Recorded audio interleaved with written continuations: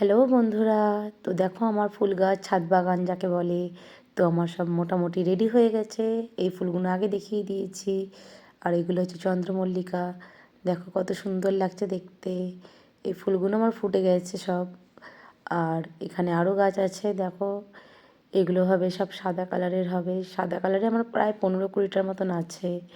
সাদা আর মেরুন, এই মেরুন কালারগুলো ফুটে গেছে, সাদাগুলো খালি বাকি আছে। মেরুনটা মোটামুটি ফুটে গেছে। আর সাদাগুলো সব এখন কড়ি এসছে, কড়িগুলো ফুটবে আর কয়েকদিনের মধ্যে, বড়দিনের আগে ফুটে যাবে। তো আমার এই টবগুলোকে খালি এখন রং করা বাকি। টবগুলো পরিষ্কার করে রং করব, তারপরে আমার সব সিঁড়িতে রাখবো। তো দেখো তোমরা বলো সবাই কীরকম লাগছে আমার ফুল গাছ। কমেন্টস করবে যে কেমন হয়েছে আমার গাছগুলো। Good night, by.